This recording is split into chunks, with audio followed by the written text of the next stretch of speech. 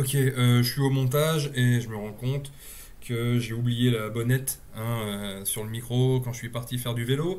Et du coup, le son est dégueulasse et on m'entend rien du tout, on n'entend que dalle. Donc, je t'explique un petit peu vite fait. Pendant le mois de décembre, j'ai fait un calendrier de l'Avent de conseils d'albums, en fait, des petits albums que j'aime bien et que je te conseillais, voilà, sans grande prétention. Hein, voilà, c'est pas des albums de ouf, mais c'est des albums que j'aime bien. Puis je t'explique simplement pourquoi je les aime bien.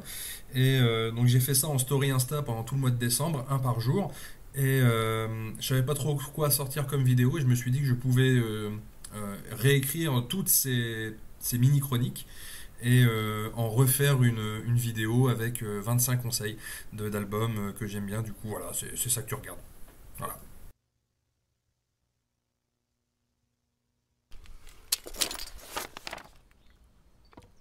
Le 1er décembre, je t'ai conseillé, pour chaque album de cette liste, j'ai bien veillé à ce qu'il soit disponible pour environ 10 euros ou moins à l'achat en physique, ou alors, en tout cas en très très grande majorité des cas, c'est disponible sur internet en streaming. Donc voilà, je ne suis pas allé chercher que des albums qui sont vraiment introuvables, quoi. Le 1er décembre, je t'ai conseillé l'album Léviathan de Alt 236. Il est disponible en entier sur YouTube et en prix libre sur Bandcamp. Composé par Alt 236, arrangé et produit par Alex Delm, pochette par Souris de Coton. Quand l'illustration de la pochette est soignée, ça s'apprécie. Et là, c'est le cas. C'est une compilation des musiques des vidéos de Alt 236 revisitées de façon à ce que les pistes racontent un truc cohérent. Quand j'écoute un album en entier, j'essaie de le faire généralement seul et dans le noir pour essayer de visualiser des trucs, pour avoir une expérience particulière avec cet album, si je peux le faire. Et là, à l'écoute, les images viennent naturellement.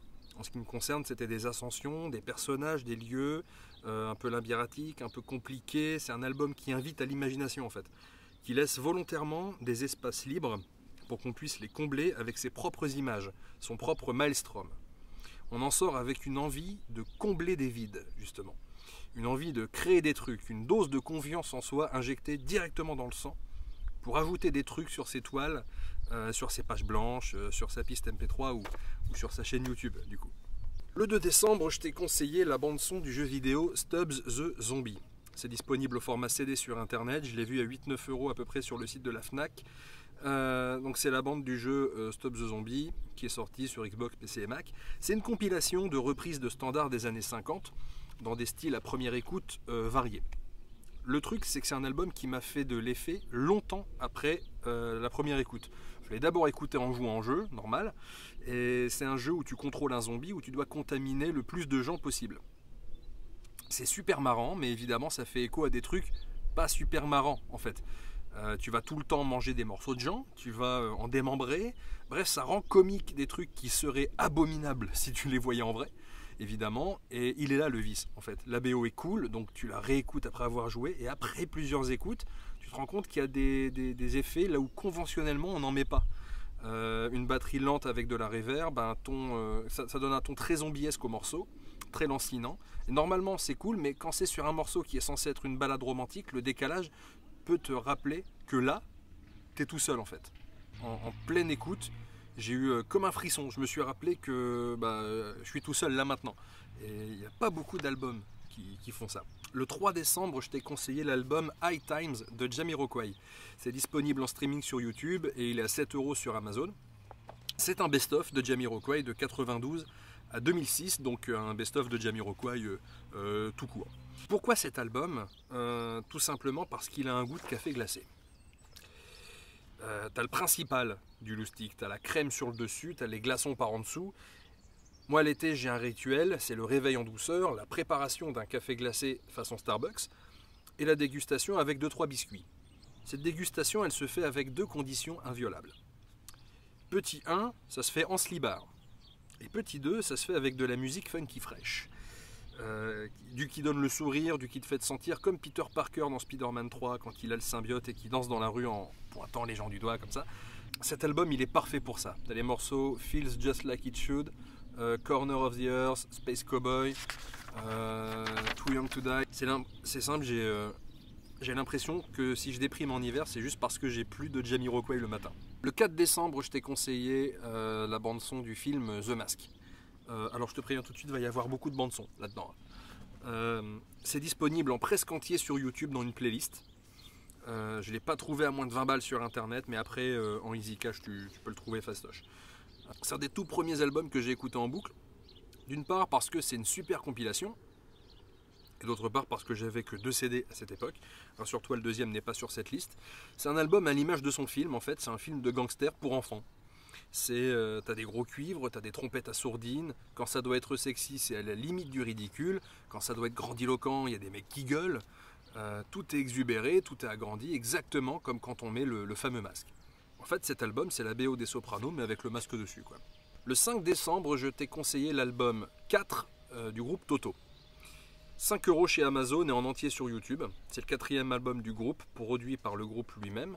J'ai trouvé cet album dans un Easy Cash au pif et je l'ai acheté parce que Africa, bordel. Et je l'ai gardé parce que j'ai toujours rêvé d'aller à New York. Un soir sous la douche, j'écoute l'album en entier et oh putain, c'est la bande originale des parfaites vacances à New York. T'as la musique de quand t'arrives en avion, la musique de quand tu sors du bus pile en face de Times Square et tu sors alors, c'est ça la grande ville.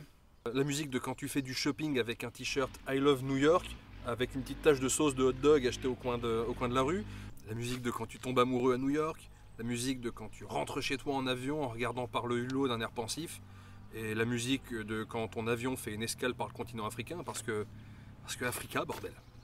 Le 6 décembre, je t'ai conseillé le diptyque Devils et Angels du groupe 16 and Eyes. Je préfère te le dire tout de suite, l'accent anglais, j'ai laissé tomber. Là, ça va être un petit peu compliqué, c'est un album un peu niche. Je l'ai trouvé qu'à 35 € sur internet et il y a très peu de morceaux sur YouTube, mais c'est en streaming sur YouTube Music. C'est un double album qui réunit l'album Devils. C'est un double album qui réunit l'album Devils et l'album Angels, le second étant la suite du premier. C'est un double album qui a contribué à les faire connaître pendant une période où ils tournaient avec Cradle of Filth et 3 Inches of Blood. Cet album, c'est pas un album que tu découvres après 10 ans de recherche de musique, de spécialisation dans une branche, du rock'n'roll. C'est un album que tu découvres au début, en fait, sur LimeWire, que tu utilises pour illustrer les diaporamas photos de ta bande de copains en bac pro, que tu apprends à aimer au fur et à mesure que tu te rappelles qu'il existe à peu près tous les 2-3 ans. Le 7 décembre, je t'ai conseillé l'album Big Willie Style de Will Smith. Je l'ai trouvé à 10 balles sur Amazon et en entier sur YouTube. Sur YouTube, ok. Et il est produit entre autres par Jazzy Jeff et il est sorti chez Columbia Records. J'aime autant cet album que le best-of de Jamiroquai pour les mêmes raisons que le best-of de Jamiroquai, mais avec un petit truc en plus par rapport au best-of de Jamiroquai. J'écoute pas énormément de rap, j'en écoute surtout pour les vannes, et il faut aussi que mon cerveau de poisson comprenne tous les mots. Donc en gros, j'écoute presque que du Orelsan, et Vald, il me faut les paroles à côté. Mais quand c'est du US, c'est uniquement pour le flow, donc pour les plus connus, les Will Smith, les Biggie, les Tech 9 et consorts me font grand plaisir. Et Will Smith a avec lui ce petit avantage, c'est qu'il me donne l'impression que c'est accessible. Il me donne l'impression que je peux le faire. Et si j'ai le malheur d'essayer, je me rends compte que je suis à des centaines de milliards de kilomètres d'être capable d'assumer une seule ligne de Men in Black dans un karaoké. Le 8 décembre, je t'ai conseillé l'album Pedro Joko du groupe Decibel. Alors ça, c'est particulier, cet album-là, parce qu'au moment où j'ai écrit ce texte, tu pouvais encore écouter l'album. Enfin, j'ai découvert un truc, c'est que tu peux écouter un album sans l'acheter sur Bandcamp. Les titres vont être en ordre aléatoire. Mais en fait, le nombre d'écoutes, je ne savais pas, mais il est restreint. Et il n'y a pas longtemps, là, je vais te montrer. Alors, je ne sais pas si tu vas voir, hein, mais... Si je clique sur l'album, je vais tomber sur cette page-là. Mais si j'appuie sur Play, je vais tomber sur ce truc-là. Sauf que si j'appuie sur Buy Now, il me dit que cet album, il est sold out. Et ça, c'est un grand malheur. Alors moi, coup de bol, je l'ai dans un cloud, mais si toi, tu veux te l'acheter, il va falloir contacter le groupe. Et moi, je pense que c'est ce que je vais faire, hein, de toute façon. Je suis littéralement en train de pousser ce bateau. Un soir, je vois une vidéo de Dan Aykroyd qui joue de la guitare sur la scène d'un festival. Alors je me dis ouais, trop cool, un Ghostbuster qui joue de la guitare, je vais regarder si j'en trouve des autres. Alors j'ai tapé Bill Murray guitare dans YouTube et je suis tombé sur la chanson Bill Murray du groupe nantais Décibel, avec un gars en peignoir et masque en papier de Bill Murray qui s'incruste à un concert privé pour chiller dans le canapé. Et j'ai pris l'une des plus grandes claques de ma vie. C'était comme une tornade qui tourne pas en fait, qui souffle tout droit et qui te souffle pile dans la gueule. C'était de l'énergie pure, du concentré d'adrénaline. Alors j'ai cherché l'album et coup de peau, j'étais pile dans une période de solde ou de chance et il était gratuit sur leur Bandcamp en téléchargement. J'ai toujours les mêmes fichiers dans un cloud aujourd'hui. Tout l'album est une tuerie. Du garage joué par des personnes qui ont du tabasco dans les tripes. Tu vois, ça c'est ce que j'ai écrit et je le pense toujours. Et franchement, Décibel, remettez l'album s'il vous plaît. Si je peux vous l'acheter en plus en physique, alors là je serais mais... Le 9 décembre, je t'ai conseillé la bande-son du film Dingo et Max. Là, c'est vraiment juste parce que j'avais pas trop d'idées ce jour-là et que je suis retombé sur les chansons chantées par Powerline dans le film. C'était Tevin Campbell dans la vraie vie. Stand Out et Eye to Eye, deux morceaux qui sont tellement ce qu'ils sont censés être, c'est-à-dire des chansons que tu as envie de jouer en live. J'en profite pour ajouter ici l'album que j'avais initialement choisi pour le 19 décembre, c'était la BO. Oui, je conseille beaucoup de BO, de Pokémon le film. Le premier, celui avec Mewtwo, dedans il y a deux morceaux qui m'obsèdent. Et vraiment, pour le coup, dedans il y a deux morceaux qui m'obsèdent vraiment. Le premier, c'est Vacation de Vitamine C. En intro du morceau et en pont, il y a un sample d'une musique très ancienne que j'ai jamais réussi à retracer. Alors du coup, je suis en train d'avoir une idée là. Je vais mettre la musique maintenant. Voilà.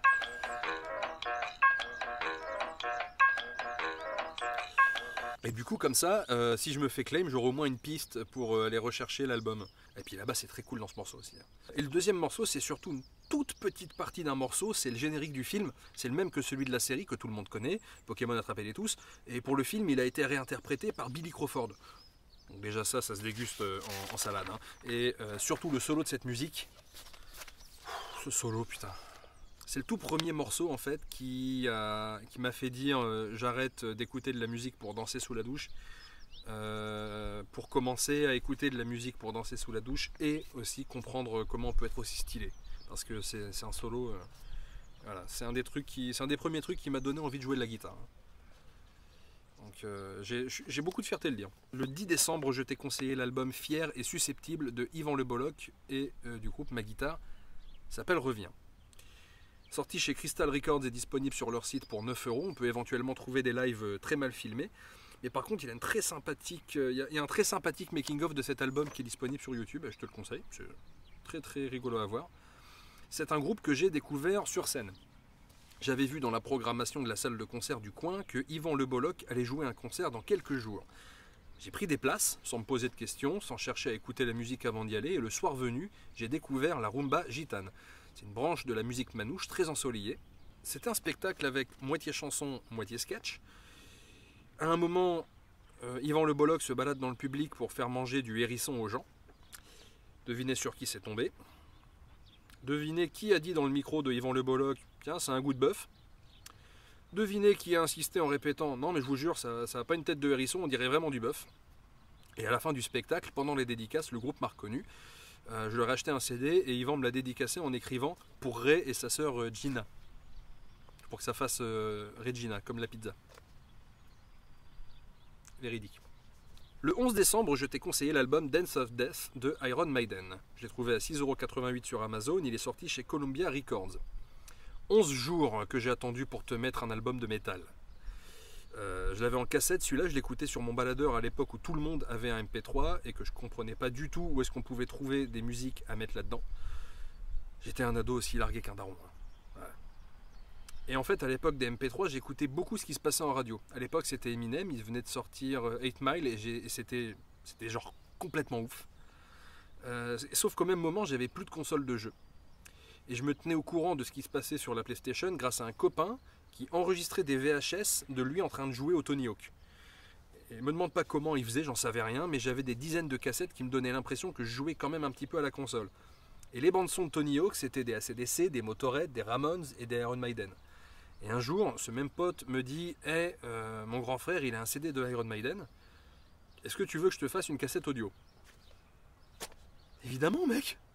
Il a dû m'en faire une deuxième tellement j'avais usé la première. Et j'ai encore la deuxième.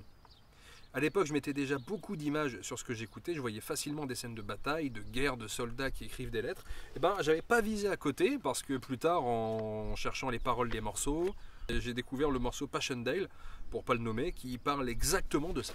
Le 12 décembre, je t'ai conseillé l'album Pogonose du groupe Daviken. L'album est complètement absent des internets, à part 2-3 critiques, il est complètement inconnu au bataillon, mais tu peux quand même le trouver à 12 € sur Rakuten, anciennement Price Minister. Personne ne sait comment on prononce Rakuten. Hein, personne, sauf les becs qui bossent à Rakuten. Donc à un moment donné, je vais le prononcer Rakuten et puis c'est tout. Voilà. Alors celui-là, c'est un truc assez particulier. Tu vois les Fatal Picard? Et bien eux, c'est les Fatal Bretons. Voilà. C'est avec une carrière beaucoup plus courte, hein, mais Fatal Breton quand même. Ça parle de cul, de glandes, d'alcool, de couple, de tout et de rien, le tout sur fond de flûte et de bombarde. C'est n'importe quoi, j'adore quand c'est n'importe quoi de toute façon, et on n'entend vraiment pas ça partout. Donc, on en est qu'au 13 décembre, il n'y a déjà plus rien là-dedans. 13 décembre, je t'ai conseillé le Tour de M, justement, de Mathieu Chédid, sorti chez Virgin. Tu peux trouver le DVD pour moins de 2 balles sur Rakuten, et franchement, si tu veux avoir l'objet chez toi, fonce direct, vraiment. Sinon, il est en intégralité sur YouTube.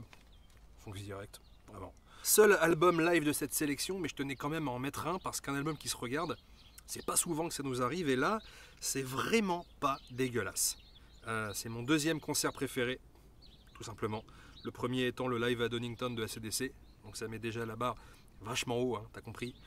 Ce live, il fait toute la différence entre donner au public ce qu'il attend, c'est-à-dire tes chansons et puis basta, et donner au public une expérience aux antipodes de ce qu'il attend sans pour autant faire les chansons de quelqu'un d'autre. C'est pas une messe comme un concert de Black Sabbath, c'est pas non plus un truc expérimental et labo comme un concert de Tame Impala, c'est entre les deux. Le 14 décembre, je t'ai conseillé la bande-son du jeu GTA San Andreas. Là, j'ai même pas cherché l'album sur internet, hein, c'est évident qu'il y a 15 playlists sur les plateformes de streaming musical des musiques de San Andreas. Normalement, tu dois être en train de te dire que j'avais pas trop d'idées ce 14 décembre et que j'ai posté ça à 23h55 en me disant tant pis, il fallait bien que je mette un truc. Et alors je vais te dire, c'est pas spécialement faux. Hein. Mais à la réécriture, je me suis dit que c'était pas une mauvaise idée de le garder comme recommandation. J'ai remarqué que parmi les gens qui me regardent sur cette chaîne, il y a aussi des plus jeunes. Et quand j'étais plus jeune, moi j'aurais bien aimé qu'un jour, on me conseille une compilation de plein de bonnes musiques qui sortent du cercle de la radio et qui pouvaient potentiellement m'ouvrir des portes vers de nouveaux artistes intéressants. Et pour les plus vieux qui seraient encore sceptiques, Roger Troutman, Kool and the Gang, George Clinton, Roy Ayers, Belle Biv DeVoe, Kiss, Toto, Joe Cocker, The Who, David Bowie, Billy Idol, James Brown, Public Enemy, Tupac, Dr. Dre, Snoop Dogg, Depeche Mode, Guns N' Roses, Ozzy Osbourne, RATM et j'en passe plein. J'en passe plein. Le 15 décembre, je t'ai conseillé l'album 2001 du groupe Gorillaz. Moins de 4 € sur Rakuten et disponible sur YouTube avec toutes les bonus tracks. Donc bon, voilà. Alors ça, j'ai pas de réelle critique à faire sur l'album, c'est plus un ressenti personnel, encore une fois. C'est un des tout premiers albums que j'ai acheté avec mon propre argent. Je l'avais acheté parce qu'il était dans un bac à 1 € le CD, mais je savais que ça faisait bien d'écouter du Gorillaz. T'étais cool si t'étais un gamin qui écoutait du Gorillaz, tu vois. Donc je l'ai littéralement acheté pour frimer devant la caissière de Carrefour. Tout en sachant qu'elle s'en foutait royalement, hein, et que je n'allais probablement, même évidemment, jamais la revoir. Et en rentrant, je l'ai écouté sous la douche. Hein, écouter des albums sous la douche, c'est trop bien, faites-le, vraiment. J'ai ressenti que cette musique, elle me dépassait. Pire encore, je ne la comprenais pas, elle ne me concernait pas. Et ben faites ça. Faites vraiment ça. Mettez-vous en colère de ne pas comprendre de la musique. Il n'y a rien de plus motivant pour essayer d'écouter de la musique. Ou alors vous allez juste traiter les artistes de sales cons, snobs et approfondir les connaissances que vous avez déjà dans une branche d'une musique. Et c'est aussi très bien. Donc le 16 décembre, je t'ai conseillé l'album Getz Gilberto de Stan Getz et Joao Gilberto. Je vais le prononcer Joao Gilberto parce que j'ai peur. J'ai peur de le prononcer très mal. Donc je vais le prononcer encore plus mal, exprès. Moins de 5 € chez Rakuten en entier sur YouTube. La pochette est de la peintre expressionniste Olga Albizou. Il faut absolument aller voir ce qu'elle fait, c'est super intéressant. Et en plus, il y a Bisou dans son nom. C'est un album que j'ai trouvé en vinyle un matin dans une brocante de mon village, rangé dans une boîte à chaussures entre deux Michel Sardou. J'ai adoré la pochette et j'ai vu qu'il y avait une de mes chansons préférées dessus, de Girl from Ipanema. Je suis rentré, je l'ai écouté, je me suis endormi vers la moitié de la phase B et c'est ce qui se passe généralement avec la bossa nova chez moi. Si c'est du bon, c'est doux, et si c'est doux, je dors. C'est une collaboration entre le saxophoniste Stan Getz et le guitariste Joao Gilberto. On peut entendre la voix de sa compagne Astro Gilberto sur The Girl from Ipanema et Corcovado. C'est un album de standard du genre, c'est excellent pour découvrir la bossa, même si c'est un genre qui me donne l'impression que je suis constamment en train de découvrir la bossa. C'est une bonne initiation, c'est pour ceux qui ont envie de fraîcheur, pour ceux qui ont envie d'été. Voilà.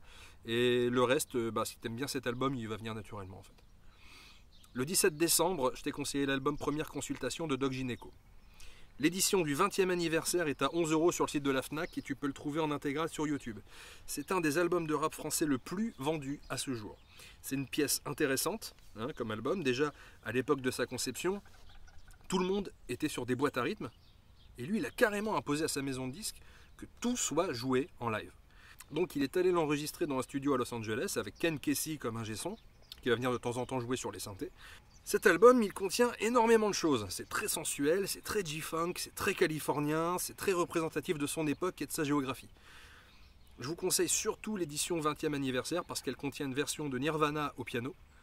Et en tant qu'éternel dépressif, ça va rester à tout jamais une de mes chansons préférées, je pense. Café.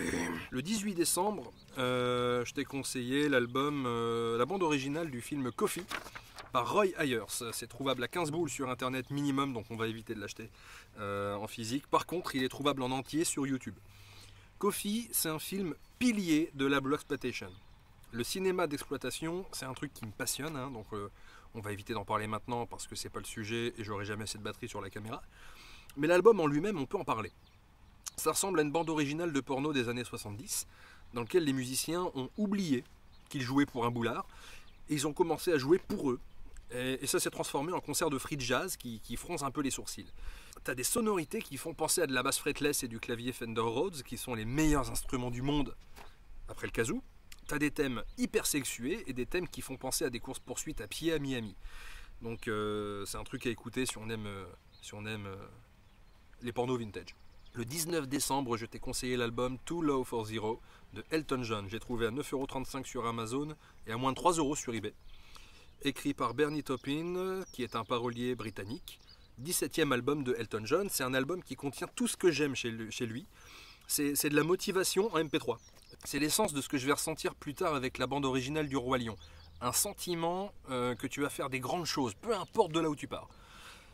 Parce que tu as des chansons qui ont l'air tristes, mais les paroles, elles sont là pour te dire que c'est pas grave en fait. Le gars t'explique que là où il peut pas aller plus bas, mais il t'explique ça sur un ton positif. Et juste avant, il te dit que malgré tout, il est toujours debout. T'as Stevie Wonder qui vient même poser un petit solo d'harmonica sur That's Why They Call It The Blues. C'est un album qui raconte des choses, c'est un album à histoire. Un peu comme la country en fait. La country, c'est une musique à histoire. Et les histoires que raconte Elton John, elles sont toujours très jolies. Le 20 décembre, je t'ai conseillé l'album Retox de Turbo Negro. Trouvé à moins de 7 € sur le site de la FNAC en intégralité sur YouTube. Un album produit par John Aniello et par le groupe lui-même. Alors là, on va arriver dans les albums qui me sont beaucoup trop chers pour bénéficier d'un jugement objectif. Ça va taper dans ce que j'ai connu pendant mes jeunes découvertes. Donc maintenant, ça va puer l'adolescence. Voilà, je te le dis, ça va sentir la transpi jambon. Turbo Negro, faut pas se braquer sur le nom, c'est un choix purement marketing. Quand ils ont commencé, ils ont voulu un nom qui soit à la fois ridicule et scandaleux pour attirer le plus de monde possible. Leur première idée, c'était Nazi Penis et leur boîte de prod a refusé. Et du coup, ils sont partis sur Turbo Negro. Concernant l'album en lui-même, c'est un album de glam punk. Quand ils ont présenté leur album au site Mess Plus Noise, ils ont dit cet album, c'est un film de biker homo punk metal nihiliste. C'est du rock qui n'a pas dormi pendant 5 jours. Pour moi, c'est un album qui me fait instantanément sauter sur place. C'est de sauter de danse, de rage, de ne pas avoir pu voir le groupe pendant que le chanteur en faisait encore partie. Et je peux même aller jusqu'à m'imaginer en train de jouer Boys From Nowhere sur une scène, mais je pourrais jamais le faire parce que je finirais la chanson en tremblant et en pleurant de rage pure juste. Donc oui, c'est un de mes albums vraiment préférés.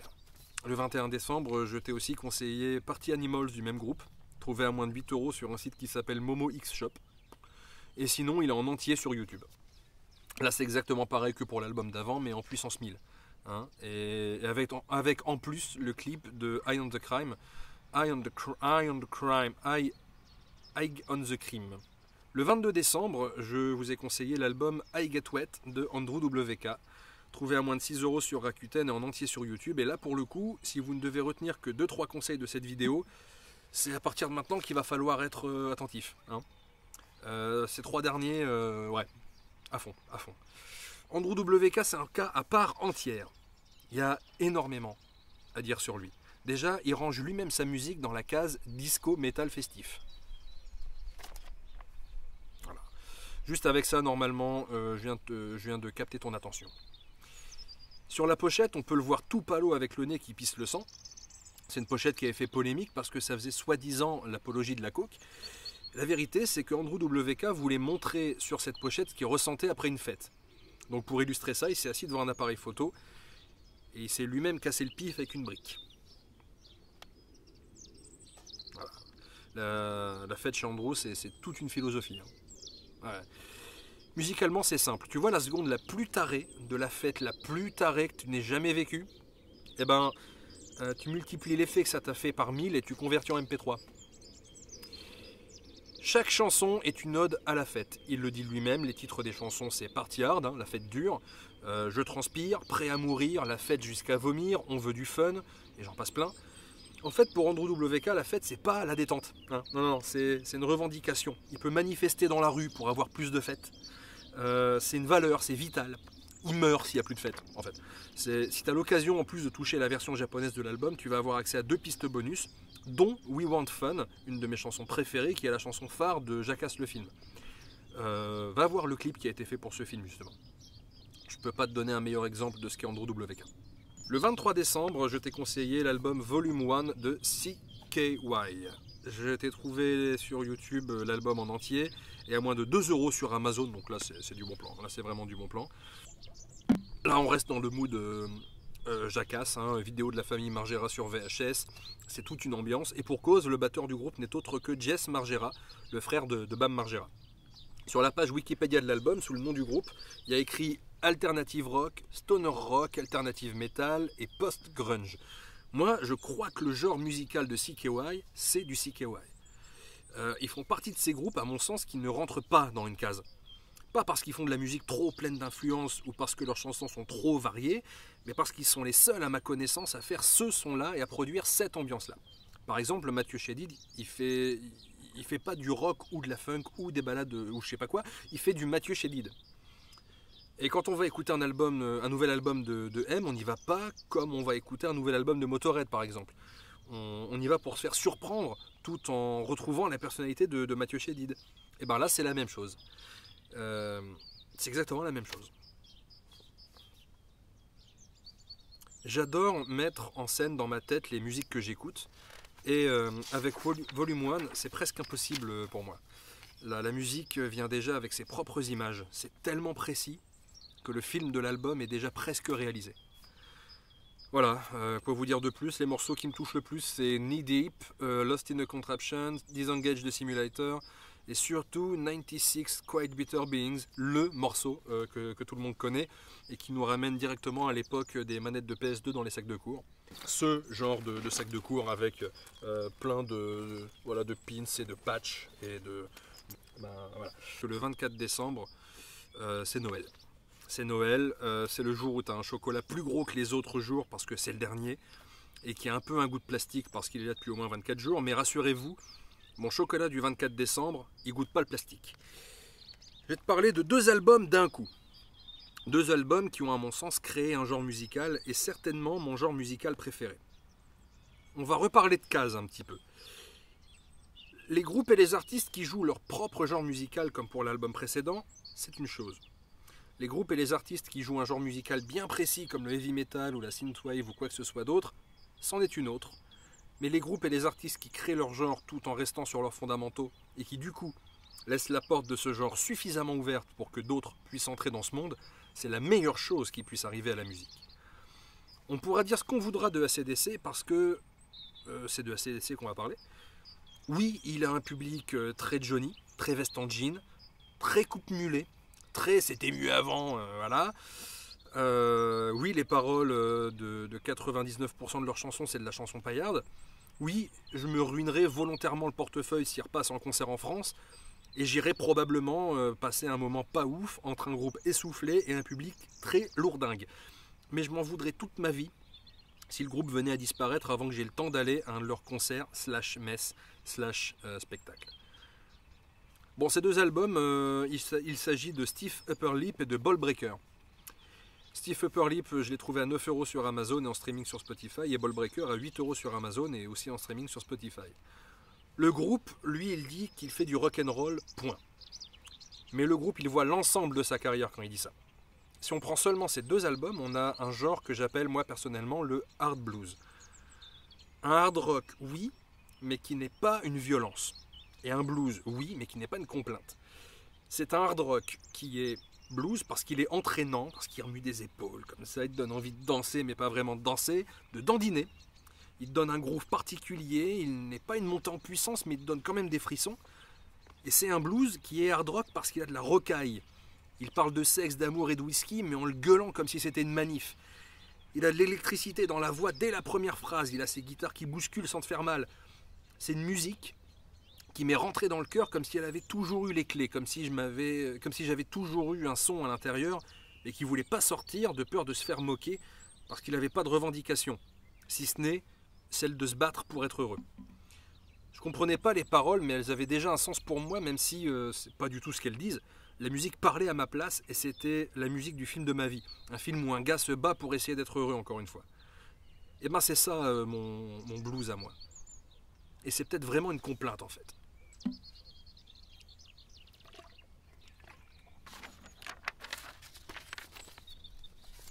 Joyeux Noël. Donc je vais me faire une petite pause café.